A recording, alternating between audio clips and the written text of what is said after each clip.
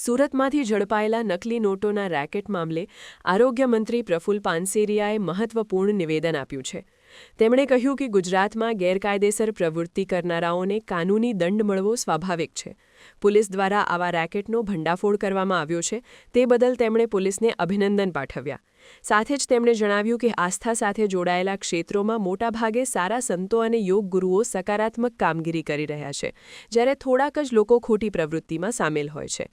તેમણે ઉમેર્યું કે દોષિતોને ચોક્કસપણે કાનૂની રીતે સજા મળવી જોઈએ અને સત્ય બહાર આવશે। પોલીસ પોતાની ફરજ નિષ્ઠાપૂર્વક બજાવી રહી છે। ગુજરાતની અંદર કોઈ પણ આડની અંદર આવી બે નંબરી પ્રવૃત્તિ કરતા હોય તો એને કાનૂની દંડ મળે સ્વાભાવિક છે।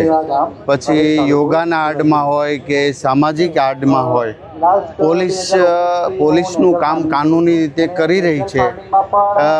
આવા રેકેટ પકડવા બદલ પોલીસને હું ખૂબ ખૂબ અભિનંદન આપું છું અને પોલીસે જે આવી પ્રવૃત્તિ કરનારાને ખુલ્લા પાડી અને તુરંત પકડી લીધા, એ બદલ પોલીસને અભિનંદન પાઠવું છું। કારણ કે આપણે ખ્યાલ ન હોય કે કયા આડમાં કોણ કેવી પ્રવૃત્તિ કરે છે। આ તો શુદ્ધ કહેવાય ને, શુદ્ધ ભાષામાં શુદ્ધ દેશદ્રોહીની પ્રવૃત્તિ, અશુદ્ધ દેશદ્રોહીની પ્રવૃત્તિ કરે તો એને ચલાવી લેવાય, કોઈ પણ સંજોગોમાં ચલાવી લેવાય નહીં। કારણ કે જ્યાં આસ્થાનું કેન્દ્ર હોય લોકો, કારણ કે બહુ સારા સંતો, બહુ સારા યોગ ગુરુઓ સારી પ્રવૃત્તિ કરી રહ્યા છે। કોઈક આવા આંગળીને વેઢે ગણાય કોઈ નીકળતા હોય તો એને ચોક્કસ કાનૂની રાહ પર દંડ મળવો જોઈએ। સત્ય છે એ બહાર આવશે અને પોલીસ સારી કામગીરી કરી રહી છે। સામાજિક તત્વો પર સરકાર બુલડોઝર ચલાવી રહી છે, તો આ તો દેશદ્રોહી છે, તો કઈ રીતના હવે સરકાર એક્શન મોડમાં આવશે?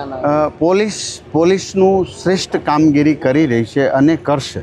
સર, ખાલી એટલું કે એને એ જે જગ્યાએ આશ્રમ ચલાવતો હતો ને તેની સાથે સાથે ચિકિત્સાલય ચલાવતો હતો, એટલે આરોગ્ય સાથે પણ જોડાયા હતા, તો પોલીસ તપાસ કરી રહી છે। જે સત્ય બહાર આવશે એ બહાર આવશે।